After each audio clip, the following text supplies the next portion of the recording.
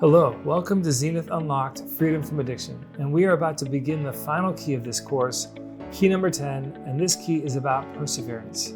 You have persevered this far already. You've done so much. It has been a grand adventure, I'm sure. But even after this course is over, your journey will still continue. You still have plenty of work to do, which is what we will look at today. It is good to grasp the concept as soon as possible that you're going to need to fight against this addiction for the rest of your life. It will get easier. In fact, I can be around others who drink alcohol all the time with no problems. I honestly don't even mind. However, I still do not drink. So while it actually really doesn't enter my mind anymore, if drinking did enter my mind, like maybe sometime I would think, what if, or wouldn't it be nice if, I need to remember to say no. Even entertaining a thought can be dangerous with addiction, because after a while the thoughts grow, and you think about it more and more, and then you cannot stop thinking about it. And next thing you know, you start to rationalize and think something like, I bet I could totally buy a bottle, keep it in my house, and never drink it. And that might sound dumb, but that is the way an addict thinks. And so you need to persevere. But what does it mean to persevere? For surfing fans, or for anyone who remembers the decade-old movie Soul Surfer, the name Bethany Hamilton may sound familiar. Bethany is an incredibly inspiring woman who overcame tremendous suffering when she was just 13 years old, and she was attacked by a tiger shark during one of her many surf outings. Ultimately, losing her arm to the vicious shark, Bethany saw her entire world come crashing down around her. Surfing was her passion, and she was really good at it. Would she be able to continue doing what she loved? Furthermore, she would be able to compete with others, which was the other aspect of her love for the sport. However, just 26 days after the attack, Bethany would return to surfing more determined than ever. She would go on to win many contests, awards, and championships despite her handicap.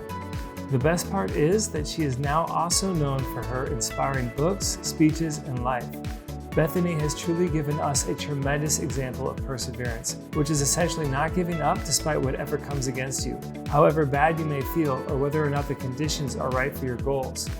Because some days it is going to seem like everything is working against you. You are not going to feel great, and the conditions will actually seem perfect for you to say yes to your addiction, but you still have to say no. You have to say no again and again and again. You need to persevere. Take this from someone who did not persevere for a long time. I would give in to my addictions for the weakest reasons. I went to rehab for an entire year, and yes, I fell to my addictions even in rehab. But after a few months of staying clean and sober, and finally committing to staying clean and sober for the rest of my life, I go to a big event with some of my family and cousins and decide to let loose for a bit to celebrate by getting drunk. Truly a terrible decision. A year later, I went to a detox program where I stayed in a hotel with a chaperone for 3 days, and then attended 2 weeks of daily sobriety meetings.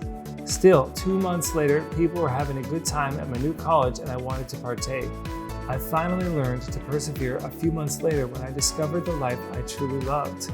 I realized that this life was better than the life of addiction that I was trapped in, and I finally could find a true, good, and meaningful reason to say no.